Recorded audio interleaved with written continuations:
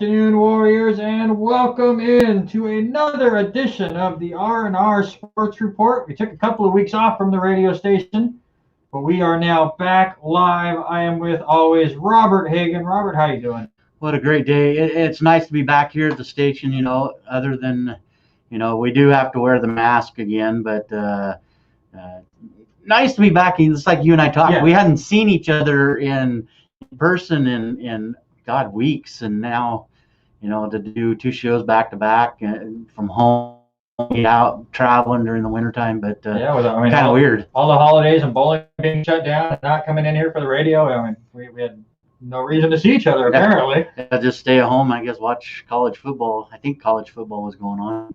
For those that are listening on 88.9 KLCZ, it's currently 40 degrees out. It's a very nice night out there, especially for January. Yeah. Haley and I were talking about it seems so dry for the winter, and I'm going to jinx it now. And February is just going to be dumping snow on us every single day. But don't be doing that, because then that's what's going to happen. Is Denise is going to have to drive home from all this stuff from Pullman, and it's going to snow and all that fun stuff. So, not what I want to see here over the next few weeks. So hopefully it doesn't do anything. So, but again, if you've been listening on the radio, we were off for 2 weeks. We have been on Facebook and YouTube at the R&R Sports Report.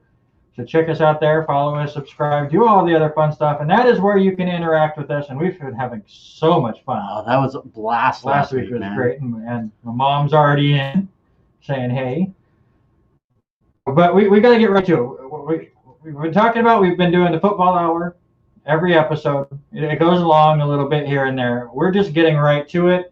90 minutes of football on this episode. We couldn't fit it into 60 minutes if we tried. There's no way, especially with everything going on. There's no way we could get through all of this, especially. I'm pretty sure this will be the last time for a while that we will go over an hour for football. But with college up here shortly and the end of the regular season for the NFL and all of the coaching changes and everything there, all of the awards that we have to give out, we just can't. But first, Robert, you got a big... Yeah, we got to start the show off, and I know you're going to take this angle forward, but big happy birthday out to my pop, Don Hagan. He turned 74 years young today, so happy birthday there, Pop. I'm glad you're listening back there at home, but... the biggest Kyle Busch fan I know. I can't wait to hear how he reacts to your little conversation we're going to have about some college football stuff here in a little bit. So go Brown, John Bruni. I'm glad you're hanging out with us, but go Brown. Well, look at Raven. John. Yeah, come on. I forgot your little Raven thing's hanging out. Yeah. Over there. So now, never mind, John. I'm with you. There's one other, and one of my students is actually listening tonight. He just messaged me a second ago. He's Haven Morphin listening. So thanks for listening, Haven. Hopefully we can talk a little bit about your Seahawks, but I don't think you're going to like what I have to say about your Seahawks. We will get there, but it is college first. Usually college will happen at the beginning of the weekend, so we just stick with that. Yeah. So our three big takeaways. Robert, kick us off. Oh, it's got to be Roll Tide Roll. They're going to keep going. They won't be denied. I think this is going to be another big year for Alabama. I mean, what Nick Saban has done for that program since he left coaching in Miami. You leave it in 2000 and you come back and 6 national championships. It just tells you how well he has coached that team. And you look at the talent he's got. Devonta Smith. You've got Mac, the whole guy, Harris. They've got the whole package right now, and it doesn't matter where they're going to go. They're going to just roll right over Ohio State, and I'm looking forward to seeing what they do. I'm already getting yelled at. I'm sorry. I had to make the joke. I apologize. It was too easy. That was probably Mom. I could be wrong. That's okay. She doesn't think he should be anywhere near that list. I agree. Alabama looks really, really good. And I think all of us figured that they were going to roll Tide all over Notre Dame. And that's what happened. That wasn't a game. What we did not expect, though I predicted they would win, but I did not predict like this. Ohio State dominates Clemson. Wins that game 49-28. They outscore the Tigers 21-0. in the second quarter, Justin Fields just goes ridiculous. 385 yards, 6 touchdowns. Trey Sermon, who I think is going to be a big part of the Buckeyes' game plan against Alabama on Monday, runs for 193 yards, gets a touchdown himself. I've been joking around with Eric Watkins, my Jaguars friend, saying, "Oh, Justin Fields going to go to Jacksonville now. Maybe Trevor Lawrence can still end up as a Jet at the number 2 pick." But Ohio State dominated that game. Well, one thing I have a problem about, and I'll be the first to admit it. I have not been on Ohio State bandwagon at all this year, and they did come out. They played quite well. What I have a major issue with is how do you let Justin Fields stay in that ball game after taking a heck of a shot towards the end of the first half? And I mean, you're already in control. And I understand that's where Ryan Day was talking about. When they came back from the post game or the mid-game interview, is he flat said, well, he's got another half to go. And I'm sorry. I mean, you're talking about a guy's life that gets hit in the ribs, and it could have easily been a Drew Brees injury where he was knocked out, and I mean, he really was hurt. And Denise and I watched that game, and the way he was moving around the field just looked like he should not be making any passes. You watch him throw up on the outside. It's crazy. So yeah, I'm sure he was definitely sore. If it was a Drew Brees situation and he had multiple cracked ribs, he wouldn't have been able to. Yeah, but you wouldn't have known. He wouldn't have known that till after the game the next day. I mean, maybe. That's the thing. I mean, Drew Brees knew, and Drew Brees will fight through just about any kind of injury. So it'll be really interesting. We'll talk about the national championship game just a little bit later, but neither of the semifinal games were very entertaining as far as competition goes, which is a little surprising to me. What's your second take? Oh, my second takeaway this week, it's going to be Georgia versus Cincinnati. I've been, and we just talked about being on the bandwagon. I have been on that Cincinnati bandwagon, and I felt like messaging my cousins who back east are huge Dogs fans, and I love my relatives a lot, and I was just like, I love the way Cincinnati's been playing. Desmond Ridder had another great game. Nothing big passing yardage, but 206, 2 touchdowns. Jerome Ford, 8 carries, 97, one long one, 79 yards. So they played kind of balanced, but for Georgia to hit a huge 53-yarder with 3 seconds left, probably the play of the weekend with that leg of I forget, Polneski, I think his last name is. He's kind of weird, but yeah. But I'm going to hand it to Georgia's quarterback. I mean, JT Daniels, the USC transfer. He is I believe, a senior this year. Crazy, 392, a touchdown. He's 4-0 as a starter since transferring from USC. So hats off to Georgia. I mean, great play by JT Daniels is a sophomore. So, but I already entered the transfer pool this last year and came from USC to Georgia and is doing crazy things. Look for Georgia to be probably one of the top teams next year. Probably top 10. I think you're going to end up the final rankings probably in the 7-8 spot. They were at 9th. Georgia once again looks like they're going to be a great team next year. It's just when are they going to bulldog it up? And they always find a way to lose some game that messes up their playoff chances. Yeah, but I agree. JT Daniels was really good. This game kind of played out like I thought. Very defensive. It was really tough to score. And you really saw that at the end of the game where it was just punt after punt and really working that field position. Georgia able to get a couple of field goals late, including the big one to win the game. But other than that, Cincinnati just could not get anything going in that second half, especially in the fourth quarter. But that was a really good football game, and one of those games that anybody that is a defender of bowl games goes, this is why we play bowl games. This is why they matter. And then you look at like Florida, who sat half their team, and they show the exact opposite of why they don't matter. So it's a really interesting. It's depending on what that team wants to do. If they're going to go in there trying to win the bowl game, and both teams do that, you're going to have a really good bowl game. But there's other times where Wow. I think what's getting to me about all of it, and you know, and I hate to say this, but you know, Denise is learning about this stuff, and we've talked about her following, you know, me coaching a little bit, and then also talking the idea of, you know, following where I go with all this stuff. And she was asking, well, how come this guy isn't playing? How come this guy? They're all opting out. I mean, they're all looking to make the money, Yep. and and unfortunately, that's where college football has now turned. It's not like when it was when we were in high school. You know, we played because we loved to play it and we want to be out there all the time. Now, these guys get to where they know that they're going to get signed, and then all of a sudden, now, guess what? I'm going to opt out. I'm not going to play, even though, wouldn't you like to have your name carved in that stone saying, you know, I was part of that game and made a difference, but half these guys sitting on the bench. Right. And honestly, I was surprised to see as many opt out this year as we had, because usually bowl games you take a month between your last regular season game and your bowl game. So I can see a lot of people going, I'm not going to train a bunch just for one more game. I don't care about the Outback Bowl.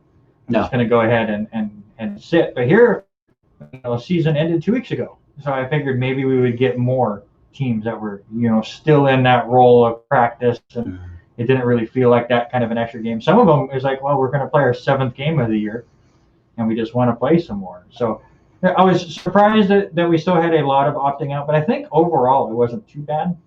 No, I mean, maybe I think the big names I saw was from Florida. Yeah, Florida. That's what's crazy. I mean, they had a great chance to actually run away with their game and play that one quite well. But you know, what does that show for some of these guys coming in? I mean, Oklahoma just rolled all over the heck of it. You know? And Rattler, I mean, he looked great, 247, 3 touchdowns, but you know, what ifs? I guess that's what it's coming down to is how many more what ifs do we want to do with some of these players? I mean, fill out your resume. You know, don't sit on the bench. Fill it out. But I get it. I mean, it's the same with like a Kansas City playing Week 17. If they play that bowl game and get injured, all of a sudden their draft stock goes completely kaput, and that's where you're trying to get the money. So I understand it from a player's perspective that way, because yes, you want to have that pride and you want to go out on top and you want to win a bowl game for your team. However, you go out there and fracture your tibia or something crazy like that, and all of a sudden you go from a first-round pick to maybe not even being drafted. Right. I get it. Maybe it didn't feel like as many people got out this because all the bowl games get canceled. So that might be another one too. My second big takeaway is just the end of the Mississippi State Tulsa game. A game that none of us were watching because Mississippi State goes into this game 3-7. And yet makes a bowl game because all these teams are opting out and the bowl game is getting canceled. It just makes no sense. But they do win the game. I turned it off in the third quarter and went and did dishes and laundry. Seriously, I did. I'm not lying about that. I mean, I turned it off. It wasn't a game I wanted to follow. Right, and you missed all of the action. Tulsa gets a touchdown late, unable to get the onside kick. Mississippi State wins at 28-26, but that's not the story. If you ever follow John Boy on YouTube, he has a great video about this, about what was going on in pregame. And I loved his description of it being shirts versus skins, as the Mississippi State players were all out there trying to look all bad. Oh, it's December and we're out here without our shirts on and having some flex off or whatever. So it was just chippy to begin with. Into the game, we get that whole little yelling scrum. Somebody just decides to throw punches after you see multiple players go, oh, we're going to fight. Hold on, I need my helmet. And put their helmet on and then act even tougher. And they get into this little scrum. It could have gotten worse than it did, but it still looks terrible. I can't remember the player on Mississippi State. I want to say he's either a receiver or a cornerback. He was a little guy. Come running up to one of the Tulsa players and kicks him in the back. And the moment he sees the player start to get back up, bolts it out of there like Ric Flair would have been in a fight, or Jim Cornette would have been in a fight in wrestling or something. Nobody looks good in this at all. And it's really disappointing. And Mike Leach kind of said that same sentiment. Just, this is not how you want to end your season. It puts a black eye on the entire season. All of these together. And I don't know what kind of punishments you do, because it's so tough to other than those few standouts that you saw on the sidelines, in the scrum, you can't really tell what was going on. A couple players got injured a little bit in it, so it's an ugly way to end that game. And who it was Malik Heath. He's a wide receiver for who you're talking about, the junior wide receiver from Jackson, Mississippi.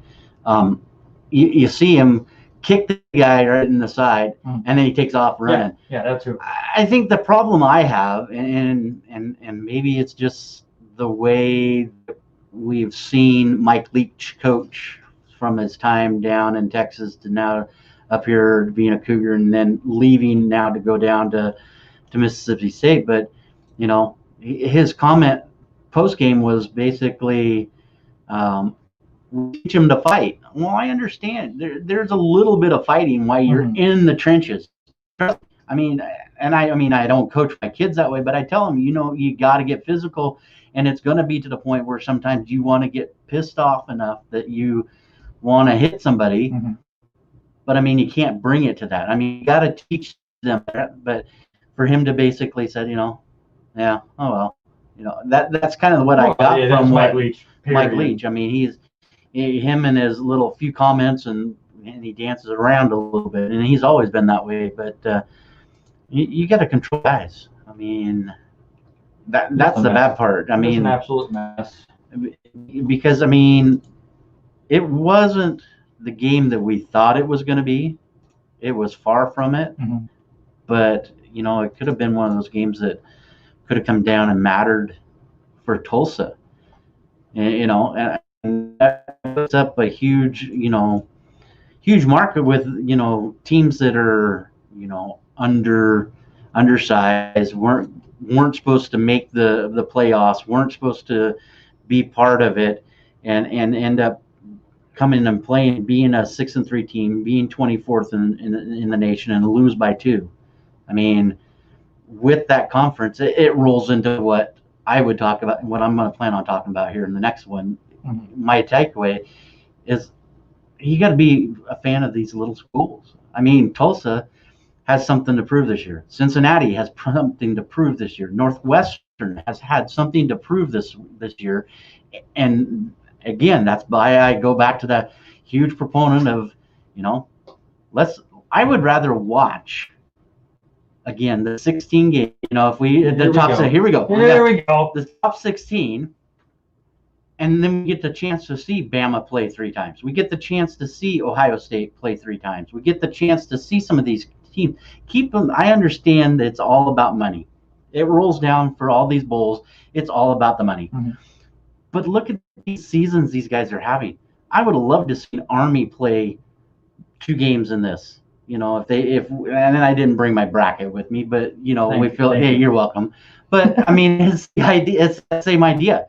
I mean, I would rather see Army play a couple times. Yes, they got knocked off by 24-21, but I would have loved to have seen that another realm of that game for a 9-3 team. Well, I agree that it would be great at some point to finally get off, whether it's 18 or 16 team. I think 16 teams would make the most sense, and just spread it out through December. Colleges use the whole finals thing as their excuse. Well, they didn't care this year. No. Yeah. Finals were going through all the conference tournaments or conference championship games and everything there, and they didn't care. They were even adding games to it. My rebuke to that, though, is yes, would it be cool to see some of these games? But I think this weekend showed that nobody deserves it other than the top 2. Yeah, Ohio State and Alabama were so much better than the other 2 teams there. Do you really want to see Alabama take on a Northwestern and beat them 15? I think I'd rather see Cincinnati or Northwestern come out and show something to prove. Yeah, well, they would like to, but I think Alabama is so much better. And I mean, this is participation award part of it, but if you go into a playoff, only one team ends the season, like the NFL, right, like the MLB. Right. In the bowls, you get 40 teams that ended their season on high, and they get to go on, especially some of those smaller schools. Is it a national championship? No, but it gives them something to look forward to. But so I'm speaking of here a little bit because I do want playoff, but I understand that we do not have 16 fantastic teams right now, especially with how good Alabama is right now. But it goes back to the seeding then. Georgia, I guarantee you, Georgia wouldn't have been seeded up against. And that's the nice thing. I mean, that things could have looked a heck of a lot different, a ton different. So it's just going to take to get away from the business. And that's where it has gone. It's all about business. It's about making money for the school. And it was like Denise and I talked. It has now come down to that's how these kids, these schools make their money to put in the extra scene, to put in the night lights to play, the big scoreboards that they can watch, to offer an extra scholarship from the monies they get from these bowl games. So some of these teams are the new section of the library. It's I'm saying not just focused on football. Football is able to make these colleges even bigger. I mean, you look at it here at LC. I guarantee you, hosting the NAIA World Series has helped build that library. Build a lot of the different places here at LC. Yeah, I mean, I think we talked about it because that's where we park is down by the library.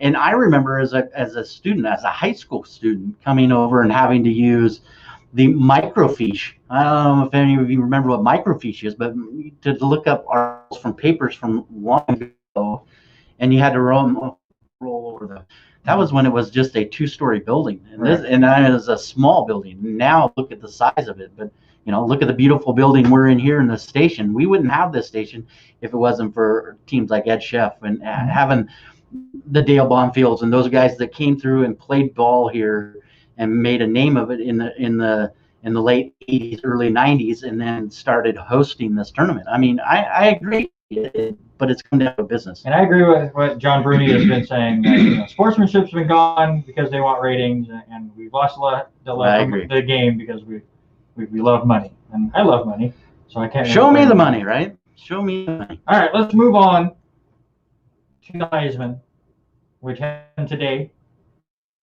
What was it, about 4? Wow.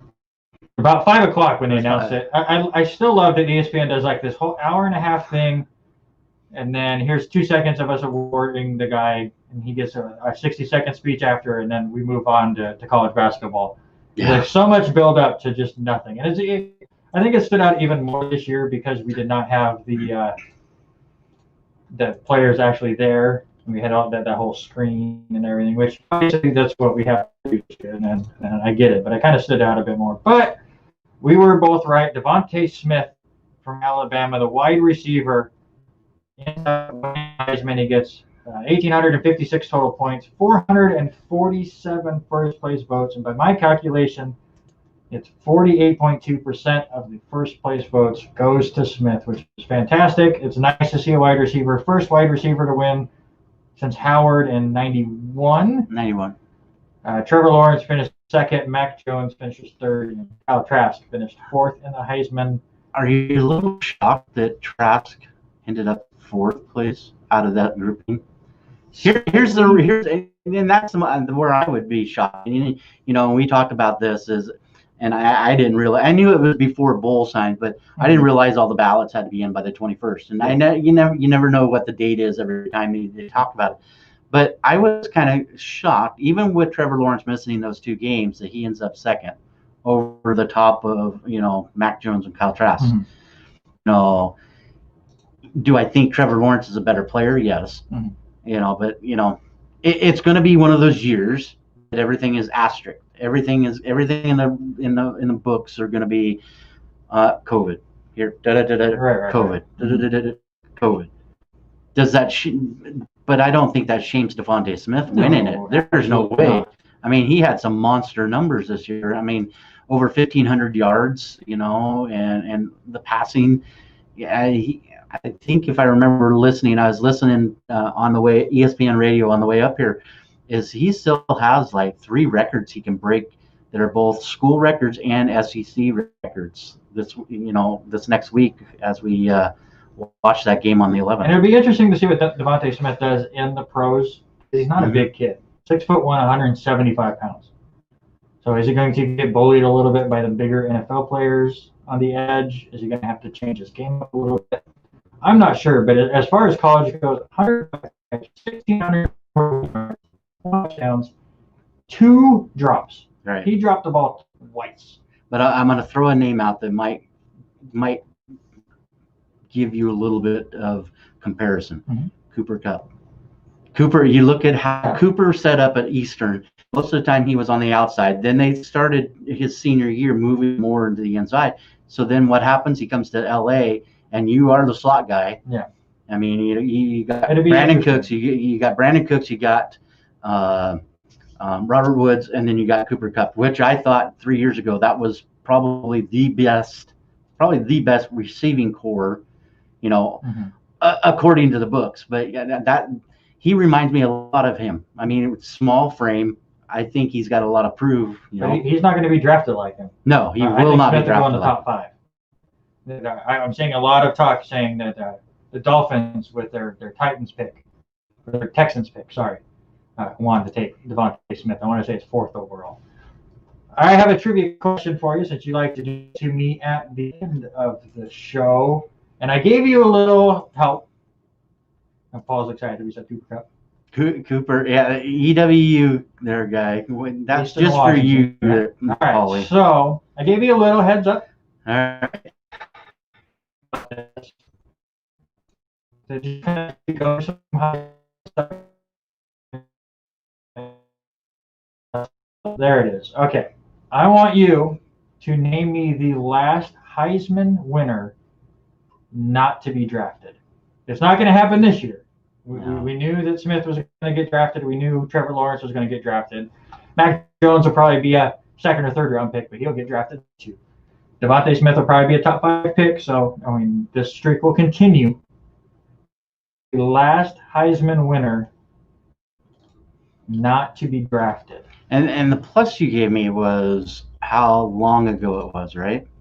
You told me I had a 20-year window, right? A 25-year window. All right. So we look. Carson Palmer was drafted. You're looking at the list. No. I'm not. I'm not actually. Okay. And I know I'm just trying to remember all those people that were drafted. Tim Tebow was drafted. We know Reggie Bush was, even though he had to give up his. Yes. He had to give up his. Anybody in the comments know before Robert can go, because he might go the whole 2 hours. No, I can't. Name Heisman winners. I can't. Boy, I know Bradford was. Ingram was the last running back. Griffin, and you know how many Cam got drafted? I'm drawing a blank. Jameis Winston got drafted. Definitely Derrick Henry got drafted. Yeah, I'm drawing a blank. I'm drawing a huge blank of who in the past 20 years. Most of them have all been quarterbacks, as we know that now. Smith is the first receiver since Desmond Howard in '91. So I was trying to pull up who he beat in the year that he won. I am drawing Matt Leinart. This winner was in the same year. 2nd place in the Heisman Trophy voting this year was Larry Fitzgerald. 3rd place was Eli Manning. That would have to be early 2000s. There's 3 Heisman winners that did not get drafted. Paul got one of them. Charlie Ward ended up playing for the Knicks. And that's who Marty's thinking of. Charlie Ward is one of them, but he is not the last. The last person. Charlie Ward, he played for the Knicks, right? Yes, Charlie Ward, here's your piece of info, and I know Dad's listening. Charlie Ward went to Thomasville High School in Thomasville, Georgia, where my dad went at school in Central. That is where Charlie Ward went to school. So that's a little tidbit. I know Dad will like that. So Charlie Ward ended up going to the NBA. The first player to win a Heisman not drafted was Pete Dawkins, who decided to go into the military. But the correct answer was in 2003, Oklahoma quarterback Jason White. I don't remember him. Was not drafted, was not liked at all. It took him a long time, finally got signed by Kansas City. And they ended up not liking him, and they cut him.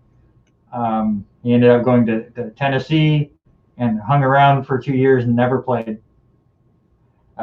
I had watched a video the other day of all the Heisman winners and what they had done since, and he was one of the few that never saw it down. Thinking about that though too, the name that I saw earlier today, and I was thinking about it, is Chris Winkie. But now I just remember, didn't Winkie get drafted by the Jets? No, Winkie was Carolina. Carolina. I couldn't remember. Yeah. All right. He played a few years with Carolina, and had an OKC. He never could win a game. I think when I remember seeing, he was like 2-15, but he played 2 years. Sounds like an XFL quarterback. Yeah, I think I agree with that. He wasn't even that good. All right, let's look at the college championship preview. See, this is why I said football is going 90 minutes, because I extended all of this stuff and we're still running long because this is so much fun to talk about. How is this not going to be a high-scoring game? Alabama averages 48 points a game. Ohio State averages 43 points a game. They both average over 500 yards a game. They both look absolutely dominant in their semifinal games. It's going to be fun. You put on there the over/under 75.5. Yeah, I put that on. It might go over that. So who do you got? I'd take the over. If I'm in Vegas, I might call Brian this week. So who do you got? You have Ohio State for 9th national championship. I'm going to take Bama. I just like what Harris can do, and if Devontae Smith can live up to his Heisman, I think it's a 1-2 punch with those two guys. And Mac just move the ball around. But I mean, I'm looking at Saban. I mean, he's been huge down there. Like I said, since he came back and he left Miami, which is one of the things from history this weekend. But I think Nick Saban is that guy that is going to make somebody better, whether or not and I was listening to, I believe it was Colin Cowherd this week. I think yesterday I listened to him. He can make a speech and do a speech just by the way he talks to you. He doesn't have to be a direct call. Do that. All Nick Saban has to do is 400 NFL picks from my school or whatever that crazy. Yeah, that's a crazy number. I'd like to know what that number is. It's got to be a lot. That's your research project. There you go. All right. So you're going to say Alabama wins our 16th national championship, and it would give Nick Saban his 7th national title, which would tie him with Bear Bryant all time.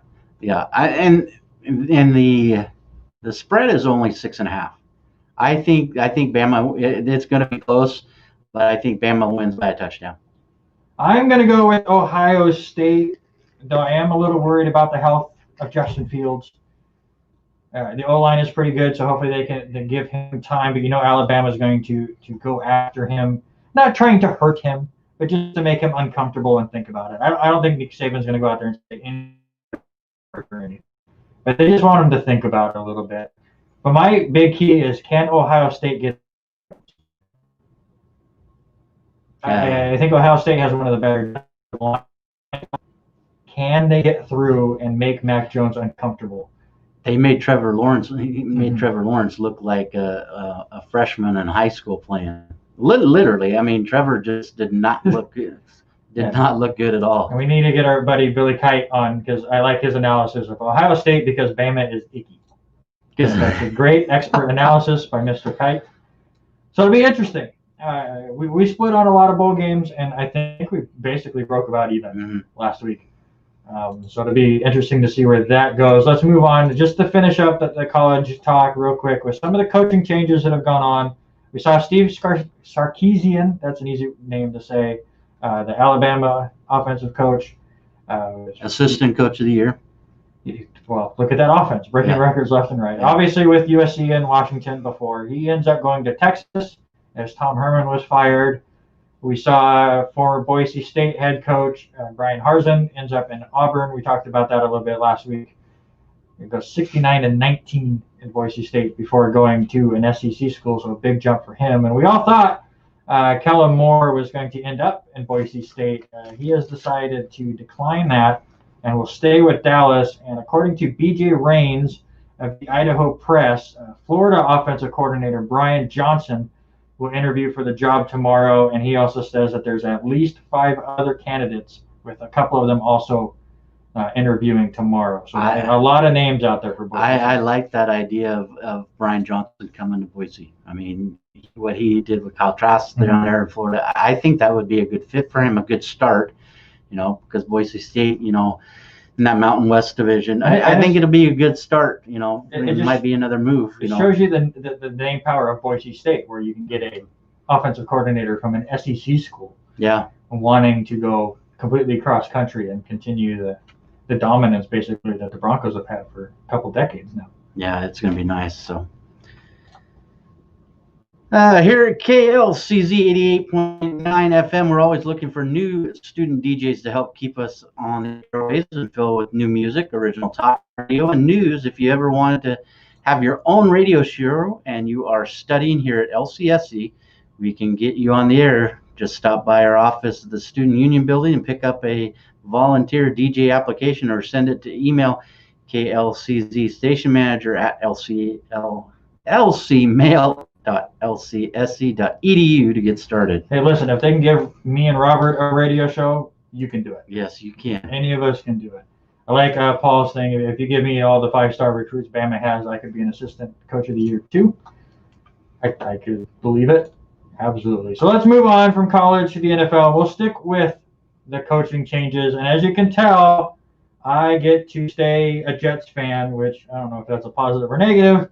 We'll go from there. But Adam Gase did get fired. They didn't even wait for Black Monday.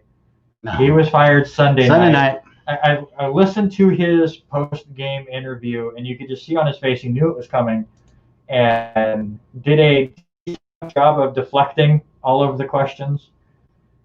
Just trying to focus on their loss to the Patriots in Week 17. But we all knew he was gone. That's why I put it up there that if they kept him, I wouldn't be a Jets fan anymore, because it was a foregone conclusion.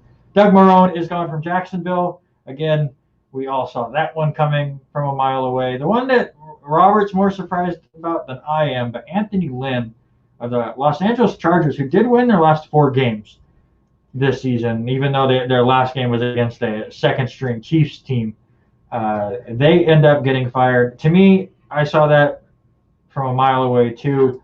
You have a fantastic young quarterback in Justin Herbert. You need good people around him. Anthony Lynn is terrible in game management. He is the Dan Quinn of the AFC. He will find ways for your team to lose games that they should not. Yeah, I don't know. I like the way they had turned things around those last 3 games, because we talked about him being on a 3-game win streak.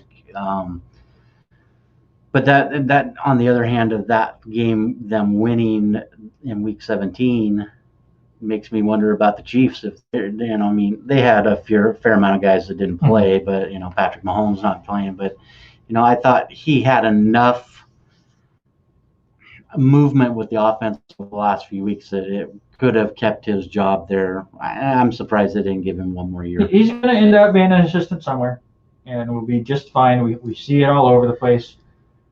Garrett's doing fine with the Giants, even though they struggle with Saquon Barkley going out in the first week. But I thought he's done a nice job. There's a lot of guys that just don't look like good head coaches that end up being great coordinators. I love the fact that I'm hearing rumors that Adam Gase might replace Sarkisian in Alabama and be the offensive coordinator for the Roll Tide. And, of course, then he'll just thrive there and end up with another head coaching spot somewhere. Paul, I'd hire you. Throw it to him and let the fast guy have it. That's good. That's Eric Bieniemy level of offensive coordinating right there.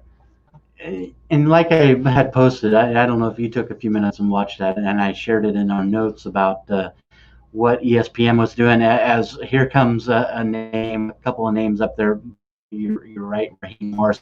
ESPN's got a great little article from there yesterday that they put out, and it was, all right, out of all the 6 jobs opening, here's a list of guys. Mm-hmm.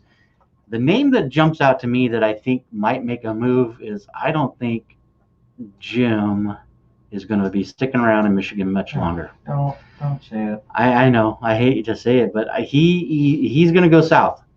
I think if he does, well, that's fine. I don't think he's going to go to your Jets. I think you're on the right spot with the enemy being. I would love that. I don't think the enemy ends up with the Jets, but the enemy is the go-to guy. You're going to laugh, but I think Jim Harbaugh is a great fit in Houston. Can you mold him a little bit more? Harbaugh was a decent quarterback. He had his time there. I think that would be a great fit. I really do. If he wants to get out that bad, and then he'd play against his brother once every 3 years. I mean, that's a good chance. I think Byron Leftwich ends up in Houston. Bit of a mobile quarterback would be a great fit there. It's just weird seeing him talking right. Tom Brady's ear. I think Bieniemy ends up with the Chargers, which makes me so mad because I want him. And I'm sorry, I am stuck in believing that the New York Jets are going to get Harbaugh for the fact that the owner of the Jets himself came out yesterday saying he will not be part of any of the hiring. I laughed at which that. Which is so great. I was so excited because he might be one of the dumbest owners in the NFL, and this is a league with Dan Snyder. And that's what John Harbaugh wants. He got ran out of San Francisco by the general manager and the owner. It wasn't because the 49ers started to struggle. It was because he wanted more control, and the 49ers didn't want to give him that kind of control, and they butted heads so much. The Jets are going to let John Harbaugh do him. Well, right, and then you're going to dangle, hey, what? You got a number 2 pick here. What do you want to do with it? Right. That's exactly what will happen. 2 first-round picks, 2 third-round picks, and a second-round pick for the Jets. A decent enough young quarterback who, listen, look what Tannehill did the moment he got rid of Gase. Mm-hmm. We could see Darnold do the same thing. Yep. If they decide to stick with him, they could go in a whole different direction as well. A lot of places. Raheem Morris, again, is a really good pick. Rick Schiano is another one. But that'd be a Harbaugh. Harbaugh for your Jets, Harbaugh for my Ravens. I mean, we'd be talking about that game all the time. And Robert Saleh, is that how you say his last name? Defensive coordinator for the 49ers. He has been interviewing everywhere. It does look, though, that Detroit is completely sold on him. So if he decides that that's where he wants to go, I think the Detroit Lions will sign him up in a second. I know he's been interviewing with a couple of the other openings right now. But Robert Saleh is going to end up a head coach from San Francisco. It just kind of depends on where that ends up. Yeah, it'll be interesting to see. I've been on. I really like the way Matt Patricia is. I mean, he came out of the Belichick group. I think he could easily take one of these teams. I mean, Matt Patricia. But I think it'd be one of these ones that's going to be more defensive. And got to be changing things around. I mean, what I would be fine with? I don't really want John Harbaugh as my head coach for the New York Jets. But if the Jets went out there and got John Harbaugh as their head coach and then Matt Patricia as their defensive coordinator, Jim and Matt, lose my mind. He's a great defensive coordinator. That would be great. I mean, I could see something like that happening. And I'm curious with what Bill said about if Tampa Bay makes it to the Super Bowl, do they stick around until Brady leaves? Yeah, I would. Mm-hmm. I would, yeah. Absolutely. I mean, yes, you want to be able to get a coaching job whenever you can get it, but Brady needs ways to win you games and get your stock up that much more. Yeah. I'm looking at this. It looks like the granddaughter is talking about the Saints. We're not going to talk about the Saints quite yet. Alila's listening. Not losing their job. No, none of those Saints are losing their jobs yet. They got Alvin Kamara, Drew Brees. He'll be around at least another season. Taysom Hill, So. All right, just real quick, we're going to talk about the Heisman finalists, or not Heisman, the Hall of Fame finalists. Sorry, wrong award. And I think for both of us, the only real surprise of the guys that were on the semifinal list that did not make the finalist list was Rodney Harrison. Yeah. Other than that, you still have, 15 names on the list. They get cut down to 10 after they meet with the Hall of Fame board. And then after that 10, they get cut down to 5, and then they'll vote to see who gets in and all of the weird. How many years now has it been that Harrison's been eligible? It's been a few.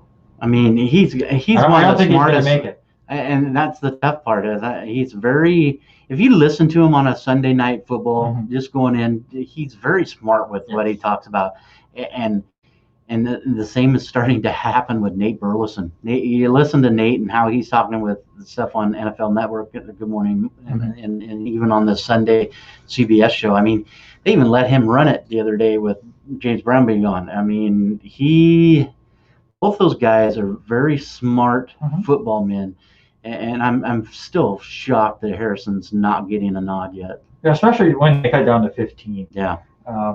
We do feel that once they get down to 5, it's your 3 first-timers. Oh, yeah. It's Peyton Manning, it's Calvin Johnson, and it's Jared Allen. Yep. We both believe Charles Whitson will make it this year. And then it's just whether you believe. I have Rondé Barber is the word I was looking for, or Alan Faneca as that possible 5th person. You have Reggie Wayne or Torrey Holt. So I think that last spot is really that one that could be interesting to see what happens by the end of January. I would love to see Reggie Harrison go in the same time Peyton does. Or Reggie Wayne? Yeah, that's what I meant. Yeah, we're mixing everything. Yeah. It's our first time back with masks on and doing the radio. What the heck is this? He's looking at me. I don't understand how this works. Let's get to the NFL awards, and this will be fun. We did this mid-season before we started learning to save our work. So I forget who all we took. But let's get right to it. Let's get to the big one. Robert, who is the most valuable player to you in the NFL? Yeah, and there was 2 there are actually 3 in that one. You and I have been back and forth with Aaron and Patrick. Derrick Henry gets 2,000 yards this last week, but I got to go with Aaron Rodgers. 1 yard short of 4,300 yards, 51 touchdowns, 3 of which are rushing touchdowns, and only 5 interceptions. He's making a case. This could be his final hurrah. I mean, win and you go out on a white horse and call it a year. If Aaron Rodgers retires before Tom Brady and Drew Brees, I'll be shocked. I don't know. I think that'd be the smartest thing. If he wins one, I think he's out. I really do. If he can win it, 2 for Aaron, right? Yep. He ended up winning. Yeah. Yep. So, and I mean, he's got a great cast of characters to help him out with it. Yeah. Heck of 3 running backs now. What we talked about, Dillard being, Dillon being that 3rd running back and what he did last week. So, I mean, he's got a great cast there to take him over the top. And I agree with Eric that Rodgers really took advantage. Mahomes did not look great in December. He did not. I made Josh Allen get right up there in the hunt as well. But I'm with you. I'm taking Aaron Rodgers as well for everything you just said. I think he just never faltered the whole year. Like you said, only 5 interceptions, made some fantastic plays. I know Tampa Bay, that game he looked really rough. But other than that, there was no game that they lost because of him. Right. So just a great season for a veteran in Aaron Rodgers. Who's your offensive player? I was going to make you go next with that one because I have him as an honorable mention. Okay, I will go next with mine, and that is Travis Kelce. Tight end for Kansas City, finishes 2nd in receiving yards in the entire NFL with 1,416 yards, finished 119 behind Stephon Diggs, and did not play the last game. It ended up with 11 touchdowns and was that perfect fit for Kansas City, who has those speedy receivers that go down the field, and Kelce could just destroy any zone coverage. You play zone against Kansas City, Travis Kelce is going to find a way to get open at all times and just break any kind of defense down. And then you have to play man, and then it's the Hill Show and Hardman and in Kansas City. So I'm giving it to Kelce. I think he's better than Gronk in his prime. I think Kelce is a heck of a lot better than Gronk. Gronk was that touchdown guy. Right. But Kelce is all around fantastic. Right. Well, and for that matter, what you saying, Kelce, and Kelce is one of my honorable mentions for what he did. But, they had other places to go. I'm going to go the other direction with Derrick Henry. Mm-hmm. The only reason why is Derrick Henry was the main catalyst in that team for most of the year. 2,027 yards. A.J. Davis finally started stepping up towards the end. Same with Brown at the end. But it was, for a while, it was the Derrick Henry show. and he carried that team and has carried that team. And unfortunately, we've got to play him. Baltimore's got to go to Tennessee and play him here on Sunday, but I think it's him. And the same could be said for Alvin Kamara. Kamara didn't have near as many rushing yards. Kamara fell out. He did. But he was that guy that could be the receiving back. He could also be the pounding guy. He did have 16 touchdowns. So I mean, Kamara, it could be that he could have been part of this discussion if Hill never started. Right. Once Taysom Hill started for New Orleans, Alvin Kamara was non-existent because he just wasn't dumbing it down as much as what Drew Brees does. But I agree Derrick Henry is up there as well. Defensive Player of the Year, we both agree it's T.J. Watt. He's a beast. But it's not as close as I thought it was going to be. I'll get to that in a minute. But 47 tackles, 15 sacks, and interception for Watt. He also does not play that last week of the season, getting ready for the playoffs, which we'll get to here soon. So I'm going to throw something out at you. Just because somebody made this comment to me, what would it be to have all three Watt brothers play at the same team? Yeah, I want that. That would be sick. That'd be hilarious. I want that so much. Defensive Rookie of the Year, we also agreed on this one with Chase Young. 44 tackles, 7.5 sacks, but the numbers don't really tell the story. He just would take over games. Yeah. And as a rookie to be a captain of the defense and get those guys following right behind him, yeah, that guy was exactly what Washington needed to help kind of spark a little bit. I'm kind of curious to see what happens over the next few years. That Washington's probably going to come out and draft a quarterback because Alex Smith, as I was on Alex Smith being that spark that helped them, they're gonna play this weekend, but he's not gonna last much longer. That leg that he's on is not the best, but I think having Chase Young there is huge. The other honorable mention for me for that one, it's got to be Patrick Queen. I mean, Baltimore drafted. Yes, I'm going to draft a homer. Here we go. Patrick Queen. He had a great year. 106 tackles, 3 sacks. He could go from sideline to sideline. He's not the Ray Lewis. I mean, that's who he got compared to was Ray Lewis and Terrell Suggs. He's not to that level yet, but for him to in his rookie season have 106 tackles, I think is huge. So. Yeah, had a great season too. Just Chase Young just dominates games.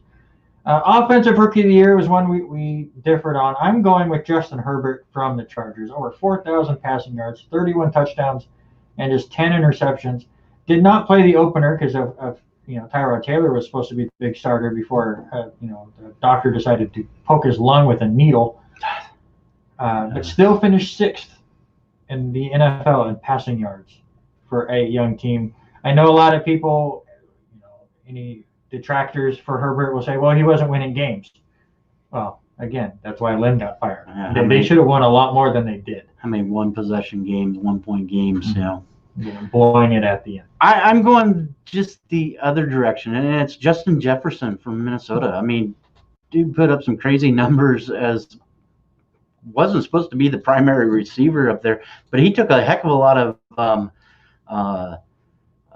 pressure off of Adam Thielen because Adam Thielen was just double coverage all the time. And now Justin Jefferson, 88 catches, 1,400 yards, 7 touchdowns. He averaged 87.5 yards a game. Just filled in for Stephon Diggs just nicely. Yeah. They don't miss him in Minnesota, even though Diggs had a fantastic season as well. Yeah, it was nice to see that one happen. Quick update. Looks like the Houston Texans have hired Patriots executive Nick Caserio as their general manager. So we might have a new coach hiring within a week or so, I would think, down there in Houston. Everyone's jumping ship from the New England Patriots. Yep. Waiting for Belichick to do the same. I would. Comeback Player of the Year. We're not going to last or spend much time on it. Alex Smith wins. No brainer. No brainer. I was thinking Big Ben at midseason just because Alex Smith had played that 2 quarters at that point. Even at that point, he deserves to win it. But to bring that team all the way back to make the playoffs, just fantastic. Coach of the Year, I'm going Sean McDermott. And it's just the way Buffalo finished the last 2 months of the season. Obviously winning their first division in 20 years, 25 years, mostly because of what the Patriots have been doing. But that team is scary. if I'm picking one team that I think could beat Kansas City, it's Buffalo. And I think you said his name a minute ago. Diggs has looked unbelievable Mhm. out there. Allen's Diggs, and you could see the chemistry. Even the way them warming up, that it was going to be one of those games, and they're going to be dangerous. Mhm. They're going to be unbelievable here in the playoffs. I flipped a coin, but Eric told me 25 since 1995. yeah, I'm going to go Andy Reid. The only reason, yes, just because he's got him back to back playoffs. He does have a huge arsenal. Mm-hmm. He's got a great arsenal there in Kansas City, but I just like what he's doing, managing Patrick Mahomes, letting Mahomes kind of run the plays, run the show. They do need to figure out their running situation. I mean, Edwards-Helaire, he looked decent, but I mean, they've got to find somebody that's really going to take control over there. And take nothing away from Kevin Stefanski, even though he did get COVID. Yeah, that's what ruled him out. Yeah, he's an honorable mention, but for him to turn around Cleveland and get Cleveland in the playoffs, unfortunately, I think they're going to be one and done. All right, and our last award, and I'll let you go first, you homer. I want everybody that's listening, so Jordan and Billy and all you guys, let us know what the game of the year is. In your eyes, which game stood out to you? And for me, it's a Baltimore 14. And yes, it was Lamar to the locker room. I love that you're trying to give a name to this game, just because the game that I picked has a name, and it wasn't that I gave it. It's going to remember. It was him to the locker room. He disappeared for a while. Then out comes Trace McSorley. They go 3 and out, and then they come back in. Baker moves the ball down, scores, back out. Trace gets hurt, and then all of a sudden, here comes Lamar out of that locker room. We need you. 44 seconds left. Hollywood drops a couple of passes earlier in the game, and you get Lamar rolls out, throws a pass there to Hollywood, breaks it 44 yards, touchdown. I mean, unbelievable. Probably the best game of Monday Night Football. Argue with me. Anybody want to argue with me? That's probably the best. Haley's already turned on me, and she also agrees. Browns. Thank you. But Eric Watkins from the Kickoff. Go check out that podcast. I agree with him. Murray game. Week 10, Arizona over Buffalo. And it wasn't just one play. Those two teams went back and forth the whole game. So did Baltimore and Cleveland. I know. But Stephon Diggs has that great touchdown catch with like 30 seconds to go. Had that great line where he goes to a camera and says, "That's why you pay me." And Kyle Murray and Hopkins go nuts with that crazy Hail Mary right at the end of the game. Only game that Buffalo's lost in their last 9. I just have to listen to Colin Cowherd at any point, and he will bring it up every 10 seconds. Is it bad that my wife got up and left that game that I was watching? Denise says, "I can't handle you the way you're acting and watching." I was up, I was dancing.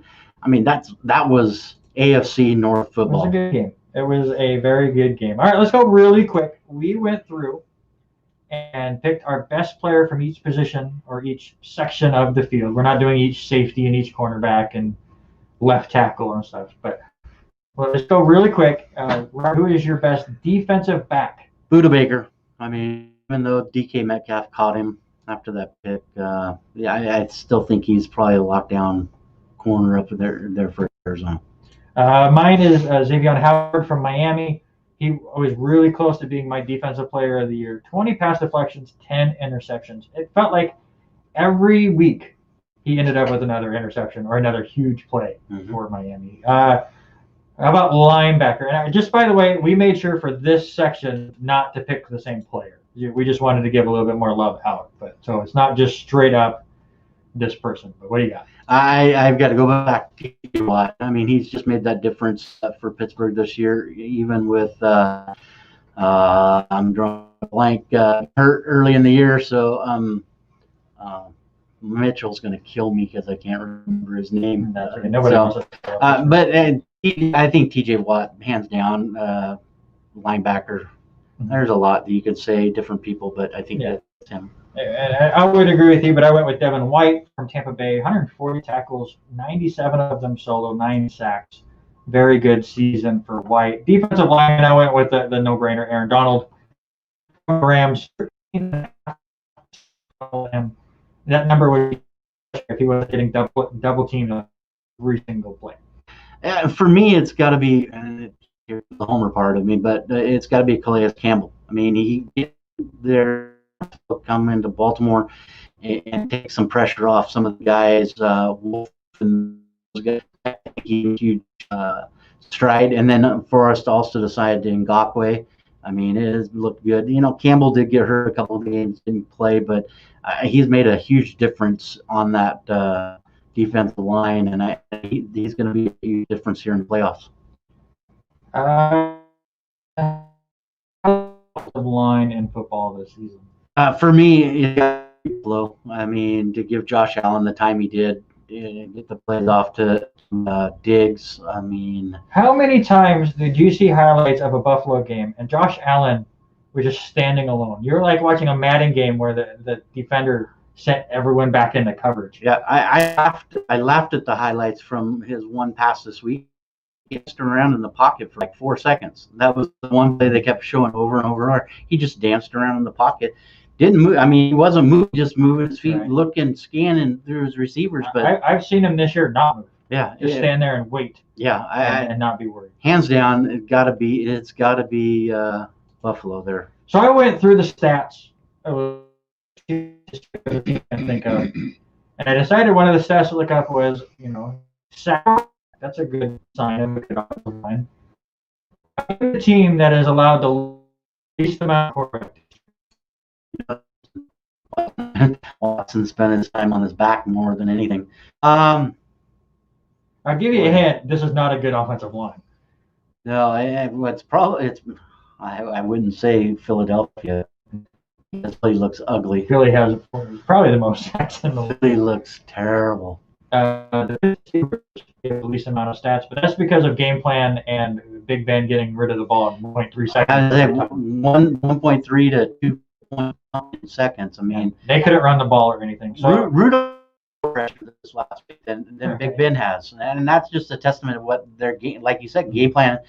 What Mike Tomlin was doing with Ben, because his age is getting to that point. You've got to do something. Got to go quick. And then you got Juju and you got Claypool, and Claypool, is looking good for a rookie. I think Johnson, fantastic. Yeah, I mean they've got a lot of things that they're doing there. So, but no, they are not a good offensive line. So I'm giving it to Green Bay. About 1.3 seconds per game, tied for second best with, I think it was Buffalo was up there too, and they tied for fifth best with 4.8 yards per rush. Yeah. So that's where I went with Green Bay for offensive lineman. I gave you the go-to for tight end. I'm going to give some love to Darren Waller for the Raiders. I hate that guy. 107 catches, 1,196 yards, and 9 touchdowns. Yeah, anybody that plays fantasy football understands that tight end was garbage this year. If you didn't have Kelsey, you didn't have her, you had a bad time. Yeah, because even Andrews, didn't look 100% most of the year. But Darren Waller, the Raiders guy, but one time Baltimore Raven practice guy, and then goes to the Raiders. But he looked unbelievable what he could do and what Chucky could do with him in the play schemes for Derek Carr. I mean, it's gonna be great. So, but I went with Kelsey, and I think it's just because, like you were saying earlier, that guy could sit down in a zone, and Mahomes is gonna fire it 3/4 arm over the top, or even on the scramble. He was able to get the ball to Kelsey all game. So, I mean, both, like you said, if it's not one of those two, you didn't have a tight end. What about wide? Oh, definitely Stephon. I mean, even he's leading the league in receptions, leading the league in yards. He needed to get out of Minnesota. I hate to say that. And my nephew is a huge Minnesota fan. Cody listens, but listen, the smartest thing that happened to him was Kirk Cousins throwing the ball to him. Yes, and Josh Allen has just a little bit stronger of an arm than Kirk Cousins. Yeah. That guy can launch it. How many? Long ways. Devontae Adams is my pick. 115 catches, 1,400 yards, had 18 touchdowns for the Green Bay Packers. Was always that go-to for her. Had a fantastic season, so I'm gonna give it to him. Obviously, running back, I got to go first, so I picked Derrick Henry. I think that was the easy one. We already talked about it. Over 2,000 yards, 17 touchdowns. I could easily. He wasn't very good around, so I'm gonna change mine. There was a couple of folks that stood out huge. John, he had 11 touchdowns. Almost 1,200 yards rushing. Same with James Robinson. Who would have figured him in fantasy? I picked him up in like week 3, and he was still there, and I was able to get him touchdowns in almost 1,100. Yeah, he's fantasy MVP for sure. Yeah, I think so. James Robinson made a difference. And I'm gonna throw out there. Go ahead, Lamar. Though another 1,000 yards. Another 1,000 yards. Argue with me. Come on now. He's not a running back. Yeah, but he doesn't even want to be known as a running quarterback. He's up in that. We're more yards than Melvin Gordon. I mean, he's got more yards than Melvin Gordon, more than Elliott, more than Ronald.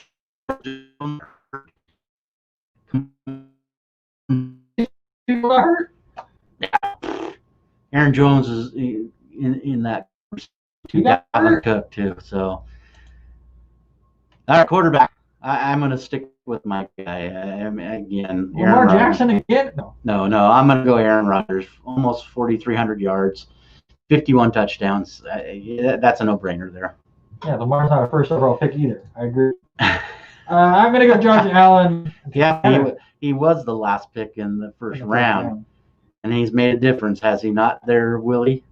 Yeah, Josh Allen, 45 total touchdowns, getting it done on the ground as well, but 4,500 yards passing, one of the strongest arms in the NFL. Has an issue with dropping the ball and fumbling, but he was getting better near the end of the year. We are running late. Give me football. Instead of the 3 big takeaways, sir, I just want one. Give me your biggest takeaway from week 17. That's easy. Doug Peterson, really? Yeah, I have to go there. I mean, please do. Dude, you're still in contention to knock off the team that you're playing against from making the playoffs. You play to win the game. Okay, Herm Edwards, there we go. We play to win the game.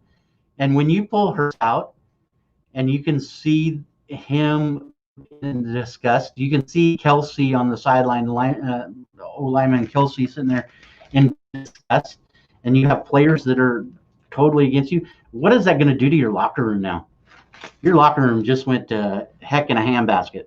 I mean, if you had any control of that locker room,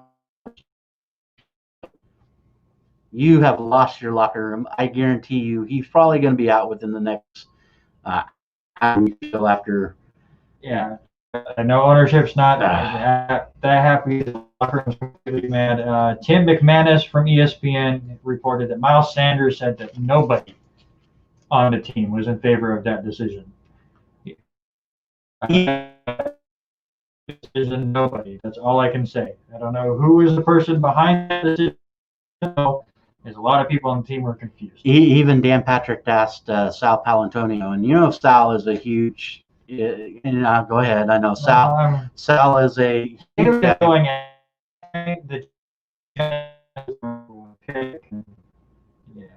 Yeah. Well, and it is though. It just. How can you lose a locker? You're already making some changes in that game plan. I'm gonna play Hurts or I'm gonna play Wentz. What? Now you play a boneheaded move. Nothing against Sudfeld. No, there's a lot against Sudfeld. He's been there. While I'm saying, but I mean, he's been there for 4 years. Tell me how many first in practice he's ever had first team reps. I understand Peterson said this before the game. They wanted to get Sudfeld out there. He deserved it. Then do it at the beginning. I kind of agree with Peter King with that. Do that at the beginning. Play him for a quarter. See what you got. the ball game. Mm-hmm. I can understand how some of the New York Giants fans are feeling. Oh, the Martinez, fans. Oh my goodness, dude, I am so about that. So here's my thing. That meme you said. I've been back and forth on this since Sunday. It was an embarrassment because it was the last game of the season. It got put on prime time. Everyone was thinking, okay, they put it there because they knew Washington was going to have playoff implications no matter what happened. Right. So I understand why they put it there. And now it's prime time. Everyone's watching. Final game of the regular season. Obviously, you get the entire New York base to see if the Giants can make the playoffs and watch this junk. But I'm not totally against it because, again, I understand front offices. If the front office had told Doug, you are sick, you are coming back next, I understand him wanting to try things out. Except your rookie quarterback is already out. It's not a rookie you're trying to figure out. It's a who technically could probably be your backup. You've already lost because you're such a fantastic head coach. Mm-hmm. So I don't understand what you're even trying to look at other than, oh, he was such a great guy, we're going to give him some time. It was just a slap in the face competition, and I understand I've seen some veteran players and saying, especially I think Judge came out, the head coach for the Giants came out really strongly. I like that guy. With his wording, they were against that. Some of the strong words he was using. It was just, especially because it was the last game of the season. It was ugly anyways, and then Sudfeld came in it worse. My big takeaway, and it was kind of the reason why we came up with the game of the year thing, was Tennessee Houston was possibly a contender for game of the year. They have a lot on the line. If Tennessee loses, they don't win the division. They would have ended up being the 7th seed having to play Buffalo. And they end up winning and then to host Baltimore. So which one do you want to go? I sat with Rob Dunn watching this game. Well, let me tell you, was in and down all game long, and Tennessee jumps out to a big lead. Yeah, huge. And Houston comes all the way back to end up taking the lead. They go back and forth a little bit in the fourth quarter. Tannehill has a fine game. Derrick Henry goes 250 yards and 2 touchdowns. He could have had 4, but Tannehill likes to steal it from him. Tannehill has 2 rushing touchdowns himself. Watson had himself a really, really good game. They just go back and forth, and you end up with late in the game and kind of pulling a New York Jets and not playing super prevent defense with 20 seconds to go. And Tannehill, who did he hit? A.J. Brown for 52 yards, sets up the game-winning field goal. It wasn't quite covers. Close. It was cover 0.5. Well, no, and that was the thing. Steven and I and Rob were talking. We looked at it, and we looked like it was cover 3, but they dropped the linebackers only back maybe 6 yards, 8 yards at the max in a cover 3. I don't know. You got to drop them back farther than that. If you're going to play almost like a one man over the top, you got to drop back in those linebackers back. Put in your nickel and roll them back a little bit. But the reason why this gets bumped even more, Sam Sloman comes out for a 37-yard field goal to win it, and he doinks it in to win the game. What a way to win the division. Off the practice squad. What a way to win the division.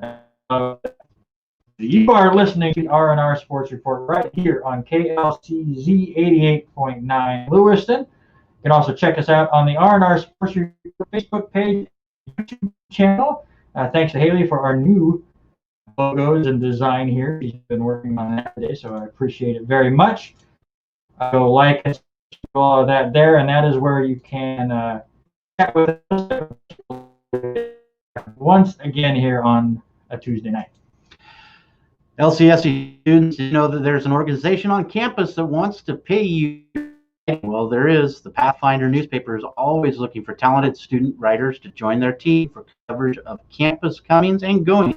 LC Warrior Sports and other news that affects students here on campus. Stop by the one or join our team.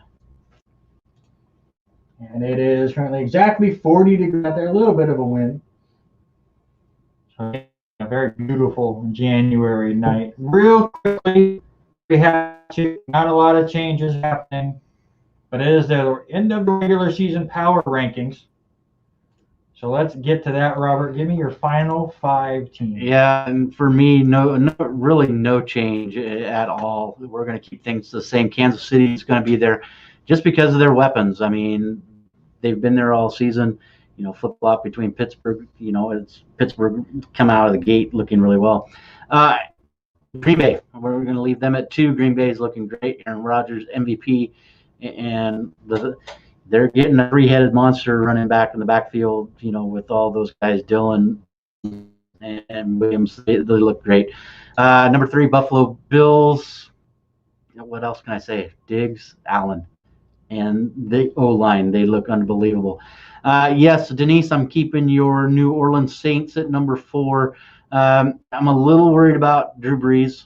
He looked a little bit better this week, but I still think they should have no problem in this ball game coming up this week as they are hosting Chicago. And number 5 is Baltimore.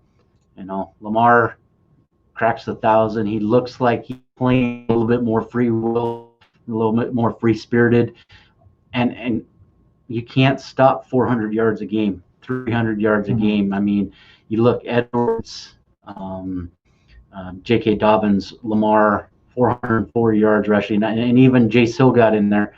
And in that, look for Baltimore to keep running the ball. They're going to have to control the tempo against Tennessee this weekend. All right, my top 5, the exact same 5 teams as you, a little different order. I bought 5. That rushing attack is really, really good. Can Lamar finally play well in the playoffs? But he's only played 2 games in the playoffs. Yeah, and he's lost them both, and he's not looked good. That's only 2. I'm just saying, can he? I'm not saying he can't just because he's 0-2, but can he play well in the playoffs? Number 4 is Green Bay Packers. Little worried about their defense, but Aaron Rodgers, he's the MVP of the year. Good running attack.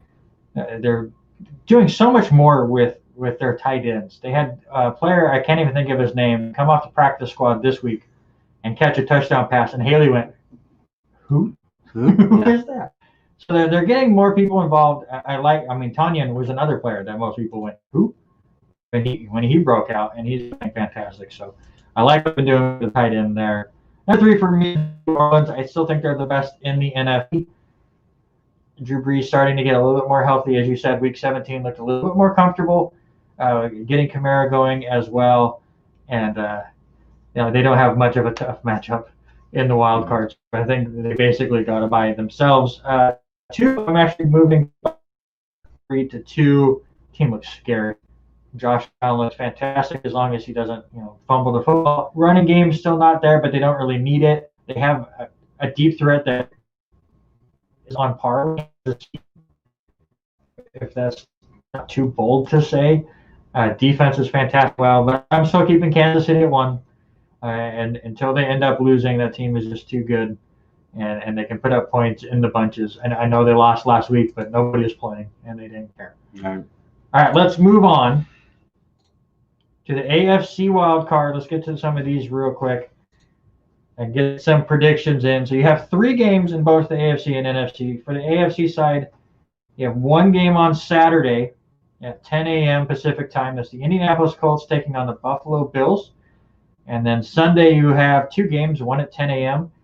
Between the Ravens and Titans. And then the final game of the wildcard week is a divisional matchup at 5:15 Pacific time. The Cleveland Browns taking on the Pittsburgh Steelers. Robert, give me your winners for these 3 games. Yeah, I'm looking forward to watching all these games this weekend. Hopefully my meeting I have in the afternoon on Saturday is a short one. But I think Buffalo ends up winning this one. But it's going to be a proven game for Phillip Rivers. If Rivers can come out and play well and get them close to beating Buffalo, I think Buffalo's just got too much power there. But maybe Indianapolis signs him for one more year. He's only on a 1-year deal. Right now, the line is 6.5. I'm going to take Buffalo, and I will take that game there. Baltimore versus Tennessee. That one is going to be a running duel. Yeah, Baltimore has to slow him down. Patrick Queen, Calais Campbell, Ngakoue, those guys, Wolf, they have to slow down Derrick Henry. And that was part of the reason why they got Campbell, is to help slow that running game down. Derrick Henry's still going to get his touches. I think Derrick will have another 100, probably 130-yard game, but hopefully they don't give him, the 211 or 214 that he gave up last year.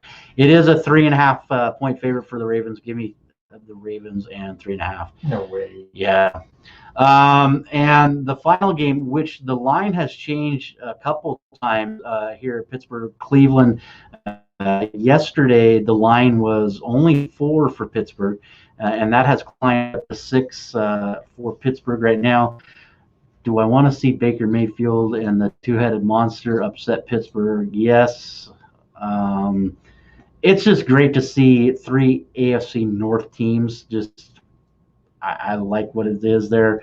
But I think Pittsburgh is just going to be too much, especially with the left tackle able to play this week. Stefanski not able to play, do any coaching there from there. Pittsburgh barely. Even though you got coaches out, you got players out. News that came out today, because Cleveland just cannot stay out of the news. Left tackle Jedrick Willis Jr. and wide receiver Rashard Higgins were cited for drag racing Tuesday morning. That's how you prep for a playoff game. I know Cleveland doesn't understand how to prep for a playoff game. They're so used to it being done at this point, but it's been so long. Now your Jets are the ones that are holding the record of the last of the playoffs. 10 years, 11 years? 13, I think. Many. I know. Too many years. All right, who do you like in those games?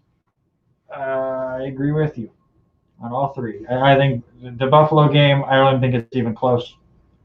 We want to see what Phillip Rivers can do. I just don't see it. I think this is the last game for Phillip Rivers in Indianapolis.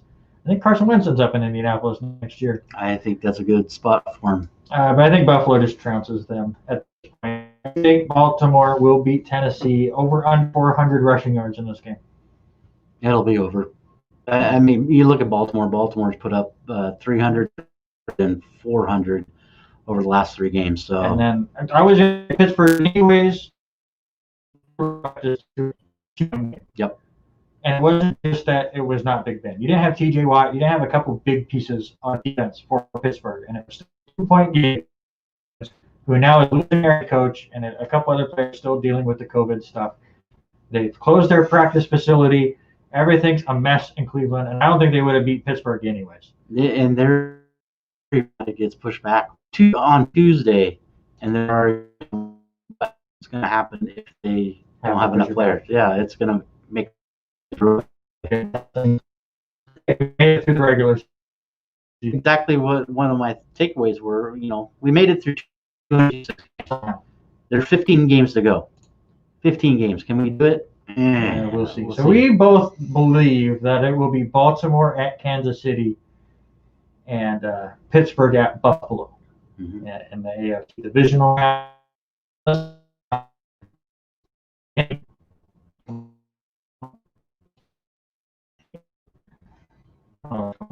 Give me your NFC.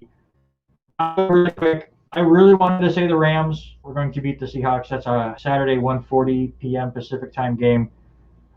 Is Jared Goff going to play or not? That's a big question. If Goff plays, they're a little bit they have better a chance. Their defense is really good. Seattle has not been looking that great. But if Goff can't play, I don't think the Rams stand a chance at all. And the other still, and I'm going to say it again, Cooper Kupp. I mean, he makes a difference on that team.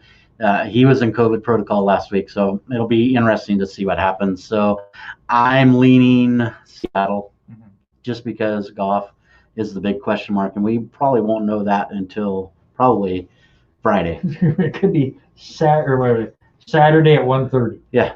when we might hear that. Also on Saturday at 5:15 p.m. Pacific time, the Tampa Bay Buccaneers go to Washington to play the football team, and the road team is a 9-point favorite, and it might be two. I'm taking Tampa Bay easy. I'm going to take Tampa Bay easy, but look out for our Rookie of the Year. I think Chase Young makes Tom Brady run a little bit. So good. But I think they've just got too much. Even if he doesn't play, he came down to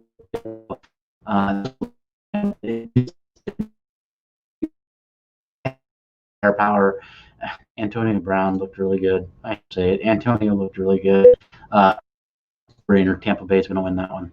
And the final NFC game, the only one Sunday at 1 p.m. Pacific time, the Chicago Bears at 8-8 will go to New Orleans to take on the Saints, who finished 12-4. The Saints are a 10-point favorite. And again, I just don't see it with Chicago. A nice renaissance second half of the season. Montgomery has had a great season as well. Yeah, we don't know. I don't know. Is Michael Thomas going to be back or not for that? They've been resting him for this, but I don't know if he's back this week. Yeah, I think it's going to be Kamara and Drew Brees all day long. But he can do what Sean Payton can do in the postseason. I think it'll be an easy one. So yes, Denise, write it. I am taking your New Orleans Saints over the Chicago Bears. New Orleans Saints are expecting Michael Thomas to be back for the wild card. So that's still a probable. Mm-hmm. Not a doubtful, but it's a probable. So what is that? We agreed. We agreed on all 6 games. We are and everything. Probably. So who is that? But that would put Tampa Bay at Green Bay, right? I believe so. Yes. And then it would be Seattle at New Orleans. As the 6, right? The only wild card we have picking. So then it'd be Seattle at New Orleans. Yep. Those are great divisional games if we get them. But with that said, Washington will end up winning. Chicago will end up winning. Cleveland will end up, I don't know, it'll just be a complete mess because that's what the wild card does. You are listening to the R&R Sports Report, and that was 9 minutes, just about, of football. We've had to cut some stuff still. We're going to have to really break down stuff next week. We're only going to have, 6 games to talk about.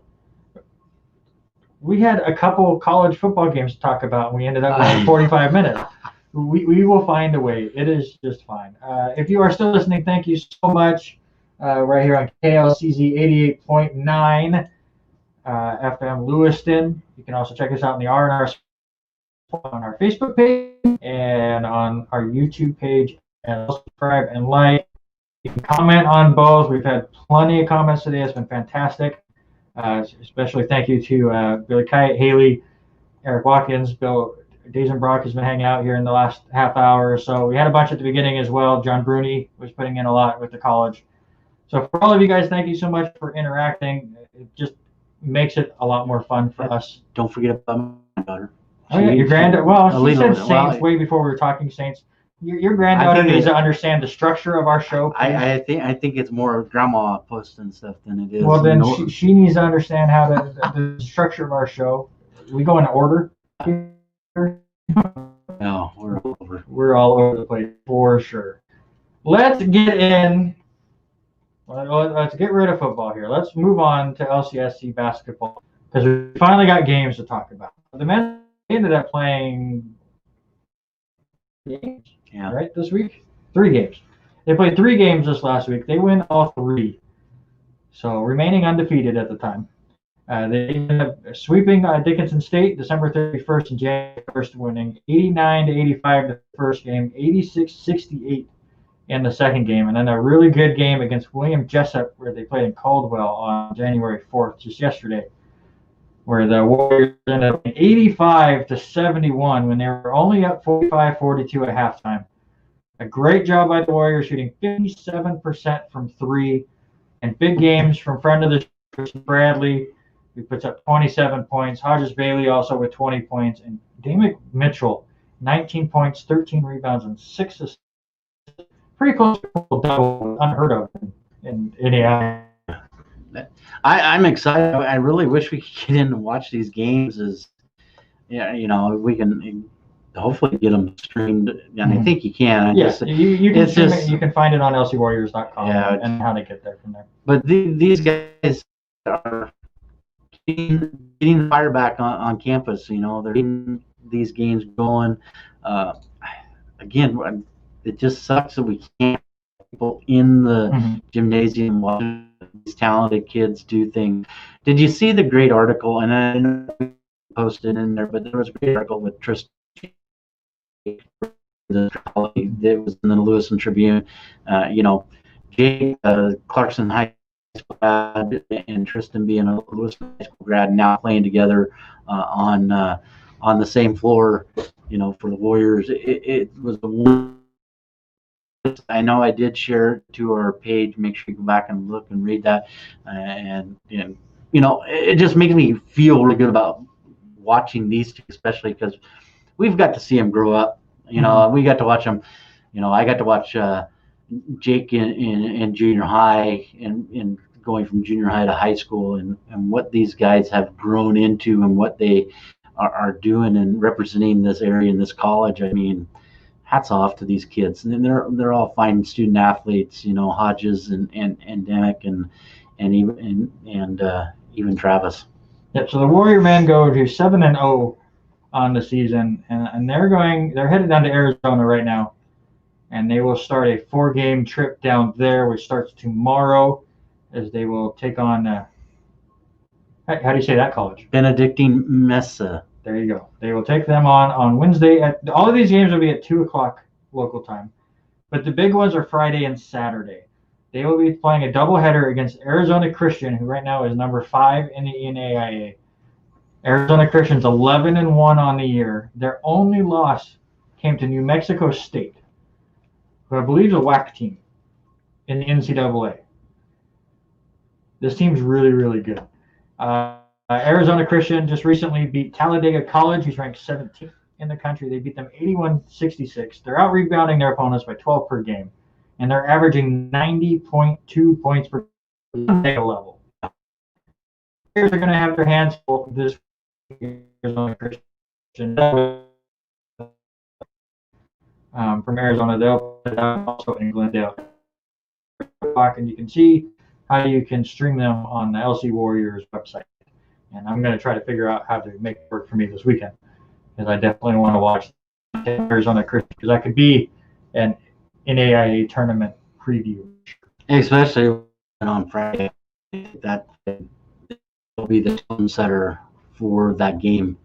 If they come out and shoot some big shots against those guys, and I'd hate to see them get down and get beat bad to start with, and then I'll play another one against them the next day, as well as what we've heard about this number 5 Arizona Christian team. So really, really good. And I was joking. I was joking around about the schedule. I'm just trying to have some fun. Women have not played in a while now, but they do see the court again on Saturday, right here at the Activity Center. On the College of Idaho. Nice to see them get back out there. If you've forgotten, the women's team is 4-2 on the year. They last played December 20th when they split a doubleheader with College here at Lewiston. I believe you can listen to that on KOZE, but it's not listed on the site that you can. So we'll see if that's the case or not. You can stream it as well. So it is nice to finally get some Warrior news. But now it is time to get some high school news in. We got a lot of games. Yeah, high school activity going on here over the Christmas break. It was good to see, even though Vista didn't happen, which is a huge part of our years of my time here at LC and doing stuff with that. The Lewis boys made a trip down.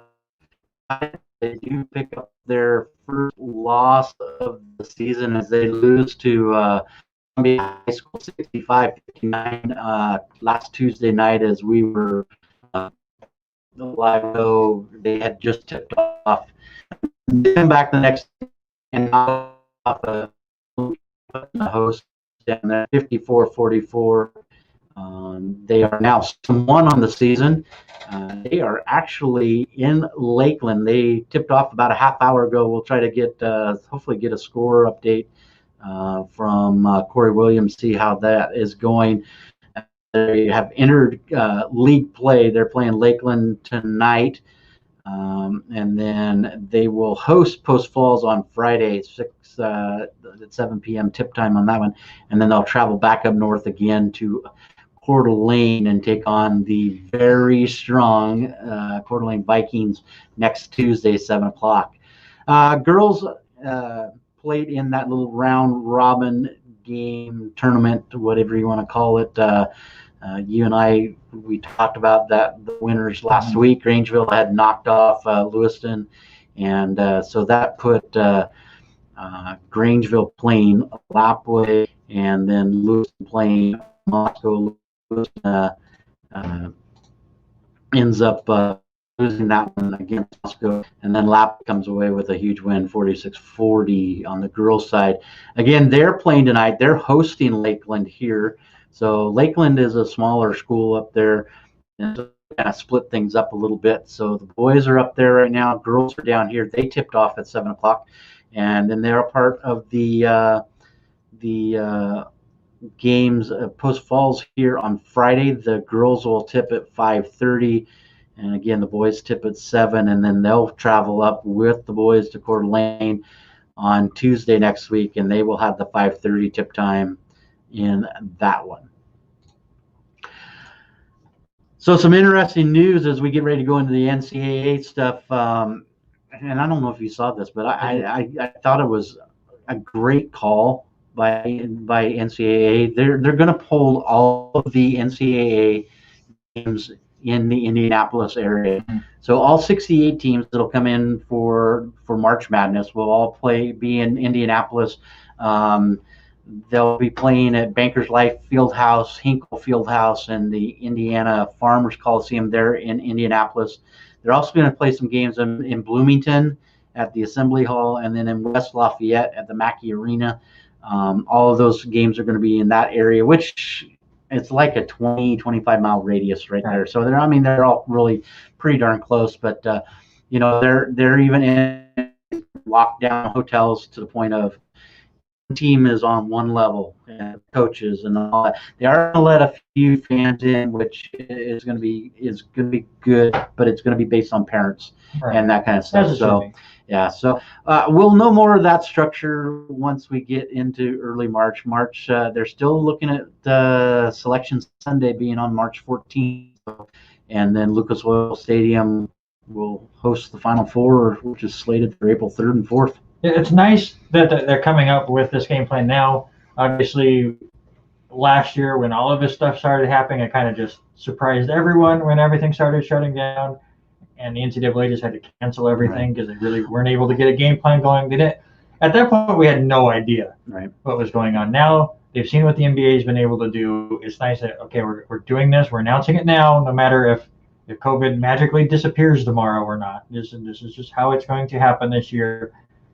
And if something magical happens and we can get a bunch of fans in there, that's great. But obviously, they're more focused on we're going to get this in, we're going to be safe about it, and you can really not just bubble the hotels, but all of those little sections of the brackets can all be right next to that arena. Right, and that's where headquarters is for NCAAs. Everything's in Indianapolis, so it makes things smart. I do have a relative back east. I'd love to see if I could swing a trip back. If I could get a ticket, that'd be nice. Well, you're not a parent. No, I'm not a parent. Well, maybe I could use some credentials, radio credentials, but that'd be tough. On the game side, your top two are still the same. Gonzaga's 1, Baylor 2. That's been the same 2 as the entire season. Gonzaga getting all the first place votes except for the 1. They've looked just ridiculous. Yeah. They are now 10-0 on the year. They get into conference play, and it is one of the few times they didn't score 90 points. As they lose to San Francisco, or they defeat San Francisco 85-62. That was their second game that they don't score 90 points. That was only their second one. That's how dominant they're looking. I mean, it's unbelievable. They're just so balanced. It's ridiculous. So balanced. A couple of games this week for the Bulldogs. Thursday, they take on Santa Clara. at 6 p.m. and Saturday they take on the Portland Pilots at 5 p.m. So my question, we are 10 games in, 15 to go in the WCC. Can Gonzaga get on the table of those 15 As games? long as they stay focused. I As the regular season goes, St. Mary's might give them a little bit of a difficult. The one I was thinking of, maybe Pepperdine. That was the one that has kind of held Gonzaga the last few years. Has been Pepperdine. That's the one I think of. And you see it here, their first WCC game, they only score 85 points. Right. So maybe there'll be a little bit tougher competition, but usually things kind of fall off the table as far as difficulty goes for the Bulldogs once they get into conference play. But will they slip up once or twice? It's possible. Right. I mean, every team's going to do it, especially with everything that's going on. The Gonzaga is by far the best team in college basketball right now. It's exciting to see what they do. The women are also having a great season. They're 8-2. They've won 7 in a row, and they've moved up to number 21 themselves. So not quite getting the coverage as the men. The women are playing just as good. And again, one of their 2 losses was in South Carolina, who's phenomenal. Right. Well, the other one that we want to talk a little bit about, and they do come off their first loss. Washington State still looking pretty good, 8-1. They lose to Arizona in double overtime, but Randy, they couged it. They really they couged it. They defined what we've talked about, couging it. And if you're not from the area and you listen, but you all understand what couged it means. I mean, Williams and Bonton had a chance to seal that game out before it got to overtime, missed some key free throws even in overtime. But if you're going to win a game, you can't go 19 from 37 from the free throw line. You can't do it. Williams and Bonton were 4 for 11 from the charity stripe. 4 for 11. I mean, they missed some easy ones where we didn't have to get to that point. Yes, they were missing 4 guys, including Brandon Chatfield, the Clarkson High School graduate, all for COVID. And, physical. Arizona's physical. We knew that going in there, and Gotti and Jackson both fell out. Could have been a little bit different team, if those guys stayed in. I think they played well. They just came down to the point of Bonton throwing up shots, and then Williams and him cannot hit any free throws. So they are going to be playing on Thursday at Cal, the next one there, and then they'll be back home on Saturday and taking on Stanford at 6:30 tip. And we haven't really talked about the Cougar ladies. They currently are 4th in the Pac-12. They're a game and a half out behind Stanford, but Stanford's 6-0. Right now, the Cougar ladies are on a 3-game win streak. And they've got Arizona State on Friday and Arizona on Sunday. Yeah, a lot of teams playing really well. I watched the end of that WSU Arizona game that you were just talking about. I don't like Bonton's play. I don't either. He just kind of wants to take the ball and go as hard as he can. I sent you a text message. You said I was being kind, but Bonton, he's playing off balance the whole time. Mm-hmm. He's trying a little too hard, and he has a little bit more faith in his team. It's not a bad team. No. At all. And they're sitting, what did we say? They're sitting, I think, first or they're second. They're now behind Arizona in their division. I didn't get that put up there, but I mean they're looking good. But now is when they need to ramp up their game, and it can't all be on Bonton. But I mean, you were missing Rodman. DJ was out. Chatfield was out, and Chatfield's has gotten 4 minutes total. But he could have easily been out there on the floor being a big man this week, and so. But I was really what F.A. Abagati was doing, and Dishman and Deshaun Jackson. I mean, Cougars look really well. Not looking so well so far this season. The Idaho Vandalmen struggling, to say the least. 0-7 on the year. Obviously, currently last in the Big Sky. They do have a couple of games against Southern Utah this week. They will play Thursday with a 6 p.m. tip, and then Saturday with an 11 a.m. tip. See if the Vandals finally are able to get their first win. The ladies, though, are having a decent start. The Vandal ladies 4-4 on the year, 3-1 in the Big Sky, currently 3rd, a game back of Idaho State. And Southern Idaho on Thursday and Saturday, both at 6 p.m. and noon. Do you have that right, where they're tipping off at the same time on Thursday? Yeah, and what's weird, well, they're here and there. That's the same thing. Gotcha.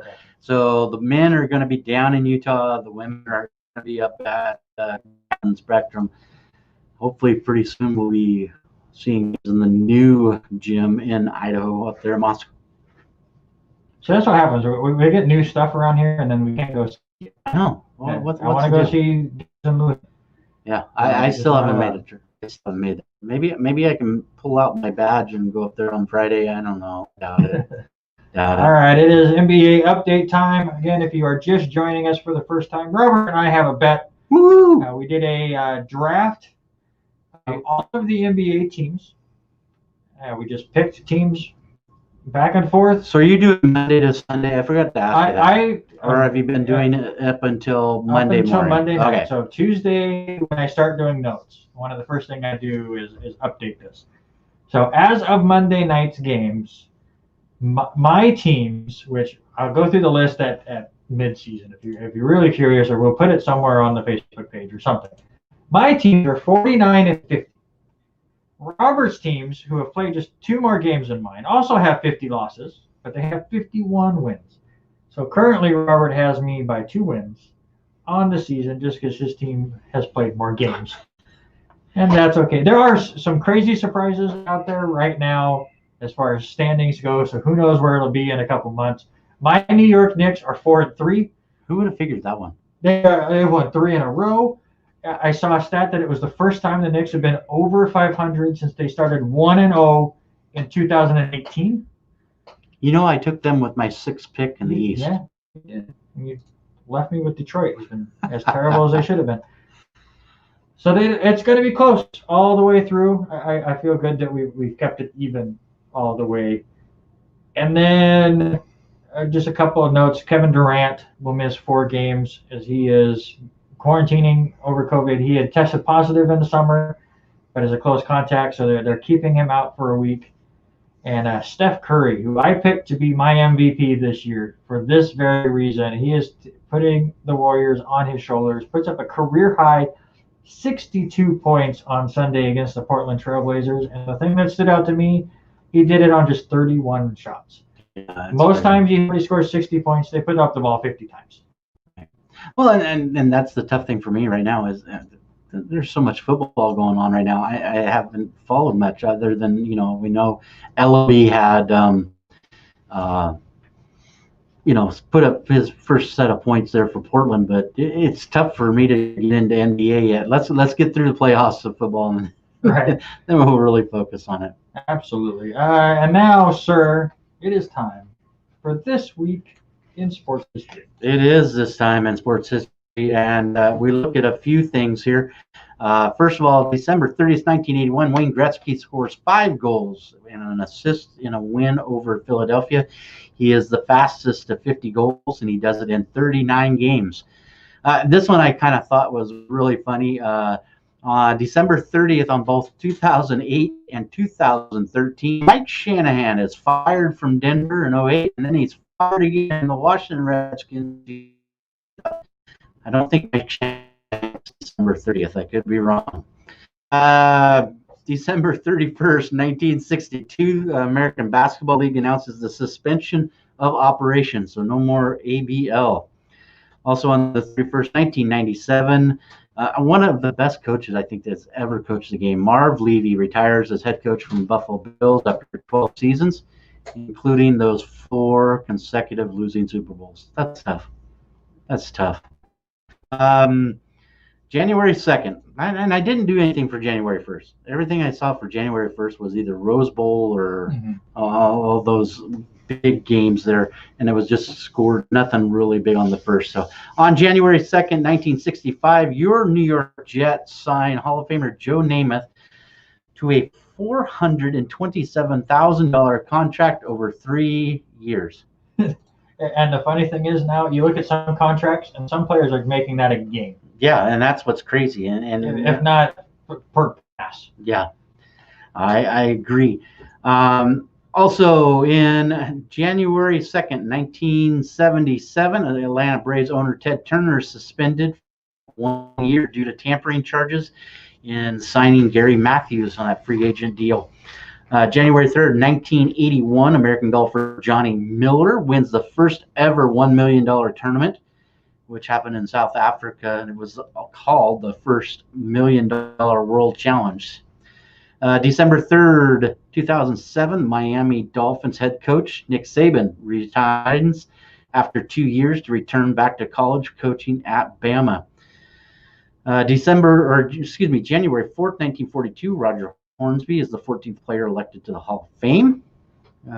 January 14th, 1975, the New Orleans Jazz set a then record by scoring 20 points in a half, and they ended up losing to Seattle 111-89. So they scored, 69 points in the second half.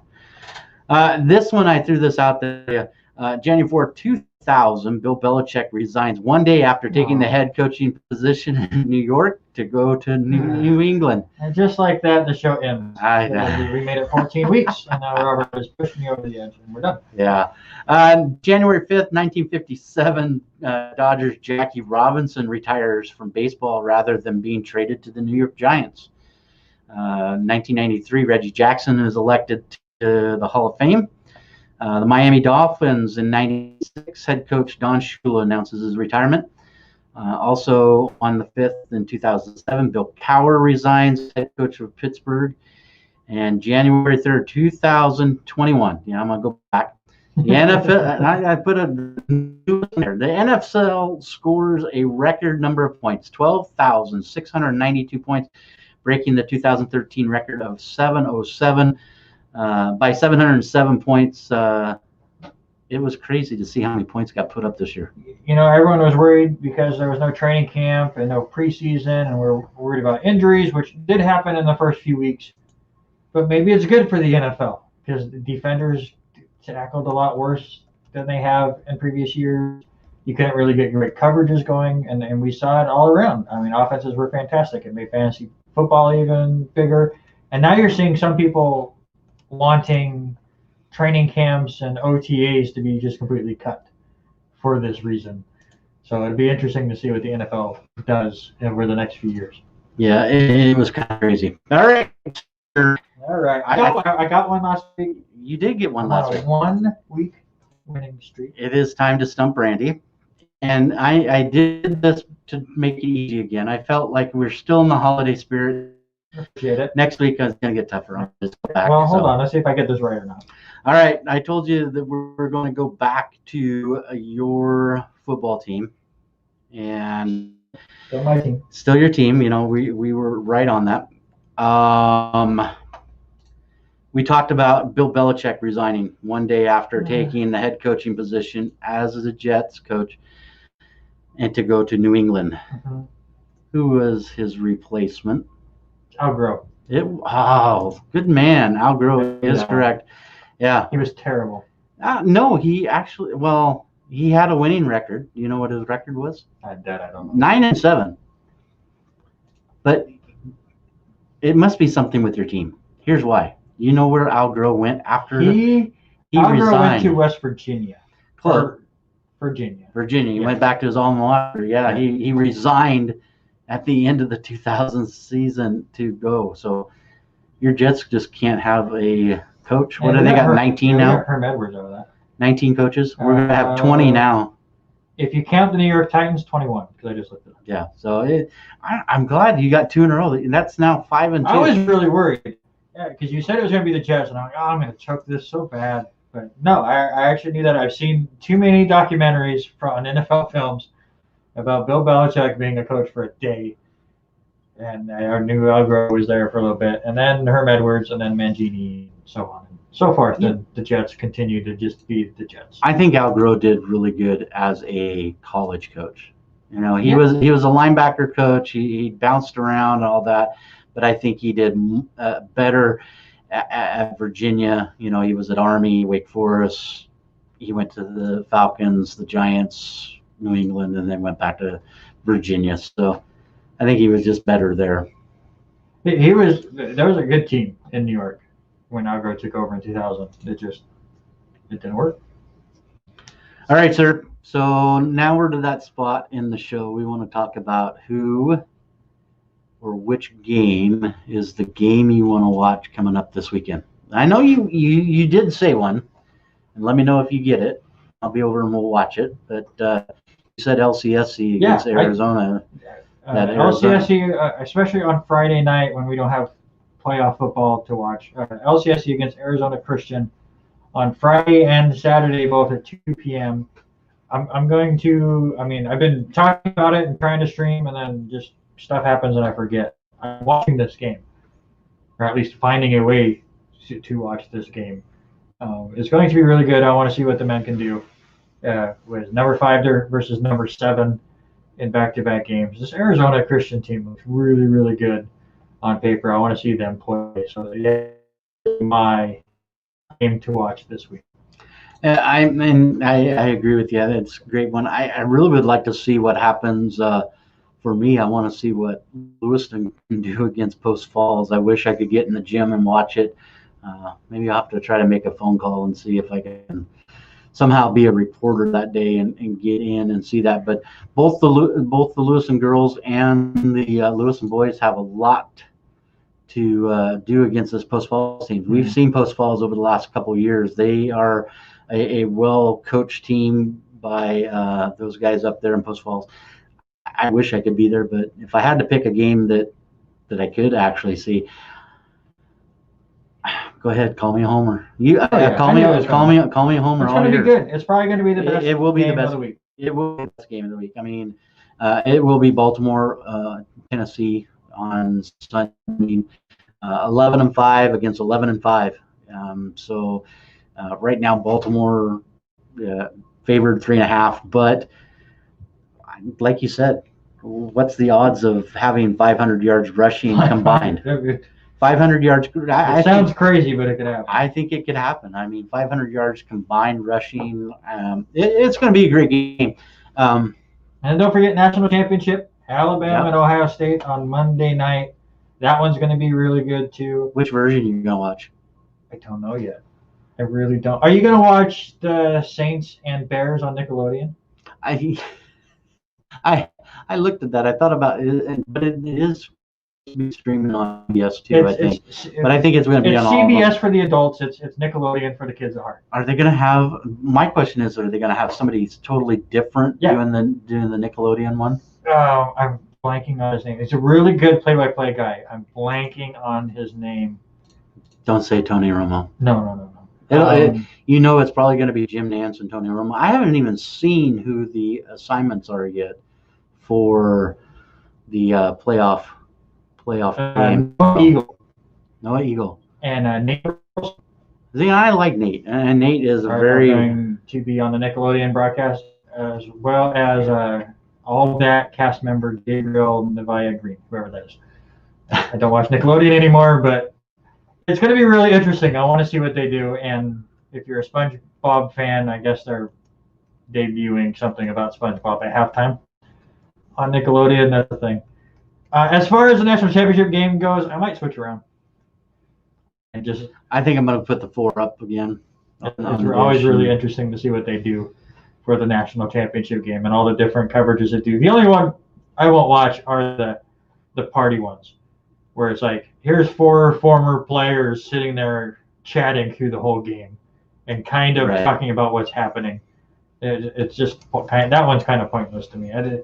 It's just a way for them to get together and act like it's a business and they're doing their job, but they're just drinking and not really even caring about the game that much. So the science stuff is and it looks like of all things it's going to be. It's an AFC game, so bad one. I think Seattle got jinxed. Guess who they get? Joe Buck, Joe and Troy. I'm sorry, Seattle fans. I hate to end the show like that, but you are stuck with Joe Buck and Troy. You do get it. I'm sorry.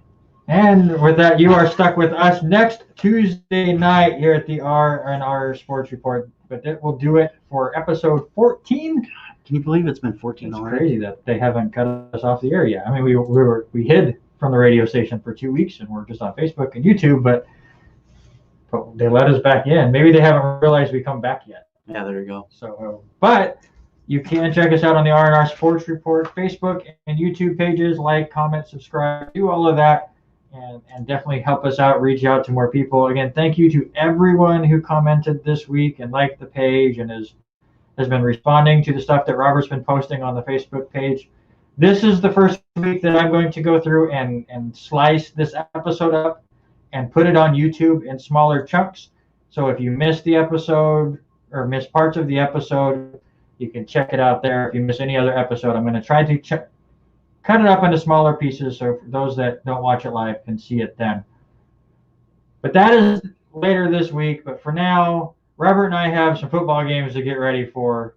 So we are out.